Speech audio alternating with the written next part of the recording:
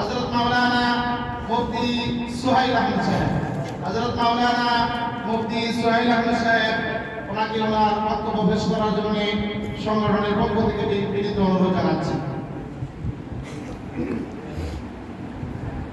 আলহামদুলিল্লাহ ওয়াহদাহু والصلاة والسلام على من لا نبي بعده أما بعد فأعوذ بالله من الشيطان الرجيم إن الله اشترى من المؤمنين أنفسهم وأموالهم بأن لهم الجنة إلى آخر الآية. صدق الله العظيم.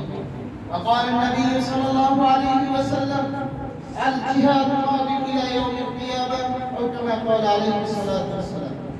সম্মানিত হাজিরিন, এখানে উপস্থিত আছেন বিভিন্ন গ্রাম থেকে, বিভিন্ন অঞ্চল থেকে, বিভিন্ন মহল্লা থেকে দেশ বরণ উলামায়ে কেরাম এবং আমাদের মাতাল তাজ মুরব্বি আইজাম এবং আমাদের যুবক ভাইরা সকলে দিল থেকে শুকরিয়া দিই আলহামদুলিল্লাহ।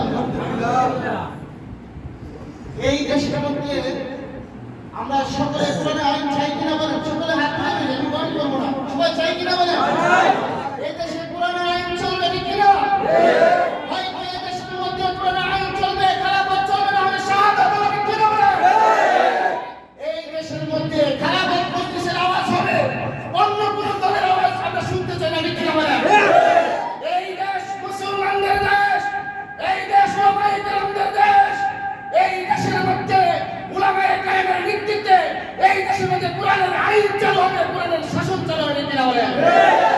আপনারা কে কে কোরআনের জন্য, এই খেলাফতের জন্য, এই দেশের মধ্যে শান্তি শৃঙ্খলা রক্ষার জন্য জান দিতে, মাল দিতে, রক্ত দিতে প্রস্তুত আছেন? কে কে হাতে হাত তুলে আরে তাকবীর, নারে তাকবীর, আল্লাহু আকবার।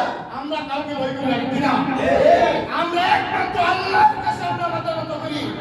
মুসলমান কারো কাছে মাথা নত করবে না। যতদিন জান থাকবে আল্লাহর দল করে যাব, ইসলামী দল করে যাব, বিশ্ব নবীকে নেতা হিসেবে নেতার আদর্শ বাস্তবায়ন করে লিখতে হবে।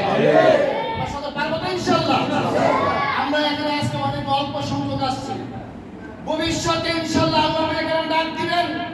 আমরা সকলে স্বতঃস্ফূর্তভাবে যার যার অবস্থান থেকে আমরা ইনশাআল্লাহ চেষ্টা করবো তো ইনশাআল্লাহ। আলহামদুলিল্লাহ। আমার এখানে কারো যে ছোট ছোট বাচ্চারা বলতে শুধু আমাকে নেন, আমাকে নেন, আমার কাছে এই পর্যন্ত কেউ নেন না করে না।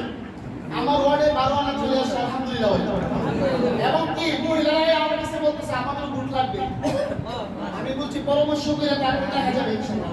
আমি চাই মিঠাপুরের মধ্যে একটি মডেল একটা হবে ইসলামী বাংলাদেশ আইন পুলিশের বিভিন্ন কার্যক্রম ইসলামী আইন বাস্তবায়নের জন্য কার কার নিয়ে আপনাদের সবাই মিলে আসেন ইনশাআল্লাহ।